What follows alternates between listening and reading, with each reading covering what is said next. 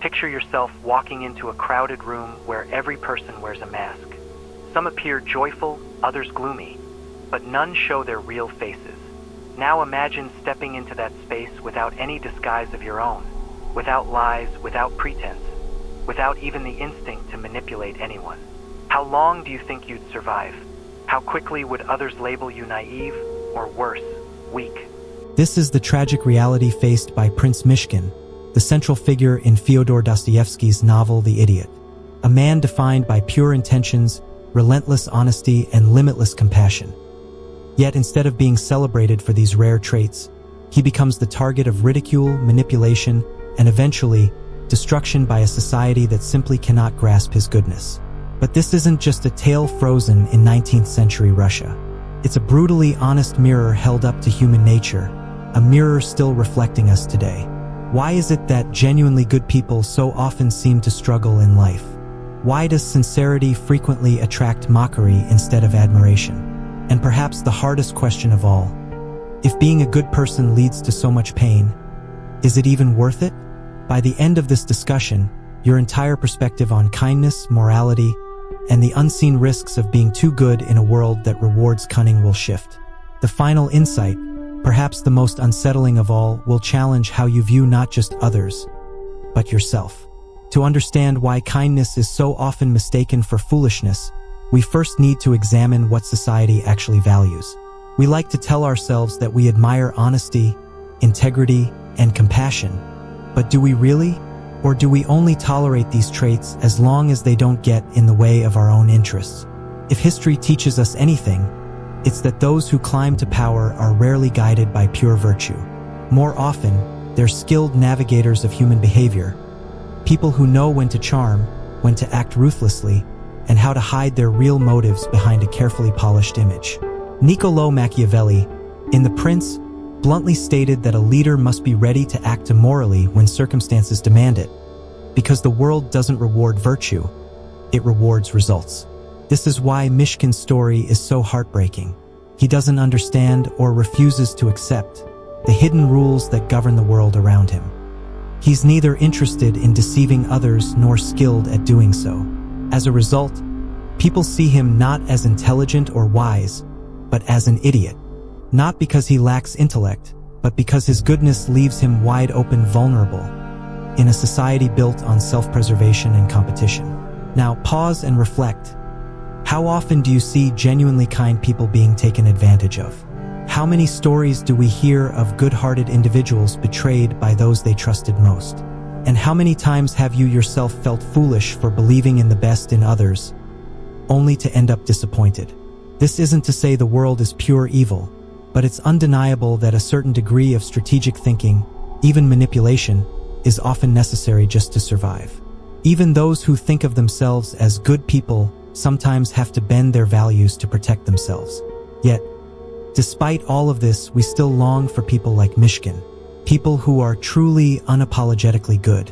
But here's where Dostoevsky takes the story deeper. Mishkin isn't portrayed as some passive victim or simple martyr. His goodness has weight. It challenges people.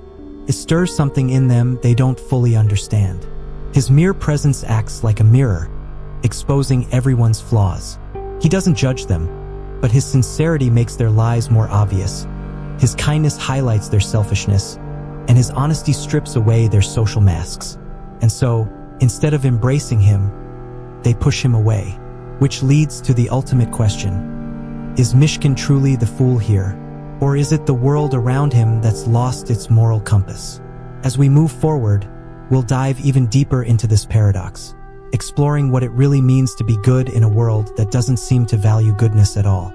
And by the end, you'll uncover a truth about kindness that may forever change how you see it. What makes Mishkin's downfall so tragic isn't just the suffering he endures, but how he's perceived by others. He doesn't see himself as a fool.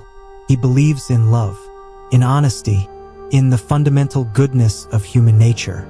And yet, the more light he tries to bring into people's lives, the more they cast him out as an outsider, someone who simply doesn't belong. But why?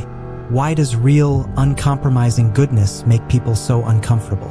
To answer this, we need to look at how human relationships actually function. Whether it's in business, friendships, or casual conversations, social interactions are built on an unspoken power balance. Even the simplest acts often involve subtle calculations. What should I say? How will this make me look? What do I gain by doing this? It's a constant, low-level negotiation. Even acts of kindness often come with hidden expectations.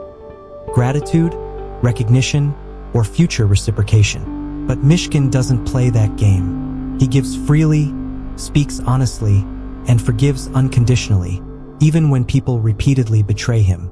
In a world full of social masks, he remains completely transparent. And ironically, that's exactly why people don't trust him. Psychologists call this cognitive dissonance, the psychological discomfort we feel when confronted with someone or something that highlights our own contradictions. Mishkin forces people to face their moral double standards. They say they value kindness, but when faced with genuine, unconditional goodness, they feel exposed. It reminds them of how far they've drifted from their own ideals. And rather than sit with that discomfort, they reject him. Think about how we often react to people who seem too good. We admire stories of selflessness, but deep down we also feel uneasy. We might even look for flaws in those people, any reason to believe they're not as pure as they seem. Why? Because accepting their goodness would force us to confront our own compromises. This is the dynamic Mishkin creates everywhere he goes. He becomes a living symbol of an ideal people admire in theory, but cannot accept in practice. His existence unsettles the social order, not through violence or force, but simply by being who he is. Dostoevsky uses Mishkin to deliver a deeper psychological truth. Most people don't truly want perfect goodness in their lives. They think they do, but when it's actually in front of them, it feels suffocating. Goodness without conditions, without calculation, without the usual human flaws, is something few know how to handle. And so instead of lifting the good person up, society isolates them. But does this mean being good is a mistake? That it's meaningless? Here's where Dostoevsky's message becomes both more complex and more profound. Despite everything he suffers, Mishkin doesn't regret who he is. He doesn't grow bitter. He doesn't wish to become more cynical or manipulative. And in that, Dostoevsky offers us a crucial insight. The value of goodness doesn't depend on how others see it. It isn't about admiration, rewards, or external validation. Goodness has value simply because it's good. But this realization brings us to an even harder question. If goodness is so inherently valuable, then why does it lead to so much suffering? Why do the most compassionate, honest, and selfless people often face the harshest betrayals, the deepest disappointments, and the most difficult lives? This is one of the central dilemmas of the idiot. Mishkin devotes himself to spreading kindness, to understanding others, to offering love. And yet, instead of being embraced, he is mocked, misunderstood, and ultimately broken. But Dostoevsky doesn't present this as some pointless tragedy. Instead, he invites us to look deeper into the relationship between goodness and suffering, an idea that's echoed across philosophy, psychology, and even religion. Throughout history, many of the world's most revered figures, whether spiritual leaders, activists, or thinkers, have faced suffering. Jesus, Socrates, Gandhi, Martin Luther King Jr. each dedicated their lives to justice, truth, and compassion, and each paid a high price for it. But why? Why does the world resist goodness rather than embrace it? One answer lies in the fact that true goodness is inherently disruptive. It unsettles people. It challenges established power structures. It forces individuals to confront uncomfortable truths about themselves. And most people, whether consciously or not, would rather continue living in comfortable self-deception than face those truths. When Mishkin enters Russian high society, he doesn't fit into their carefully maintained system of hidden agendas and strategic alliances. He's an anomaly, a glitch in the matrix. And anomalies don't survive long in tightly controlled systems.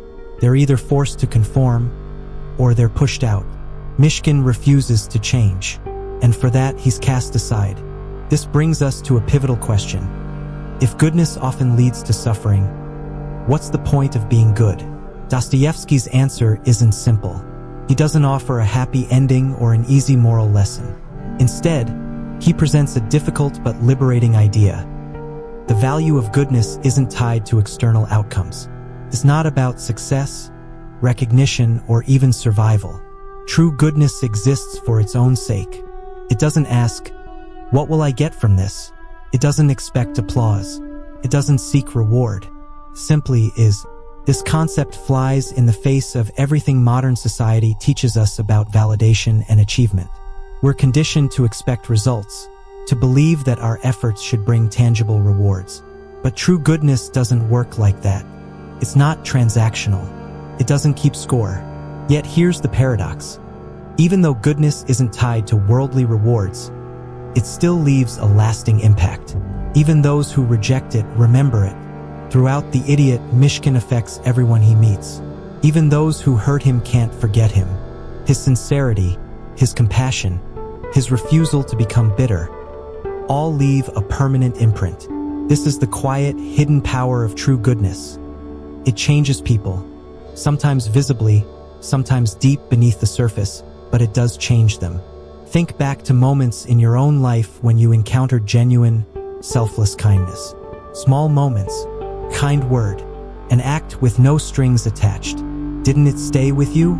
Didn't it challenge, even briefly, how you viewed yourself?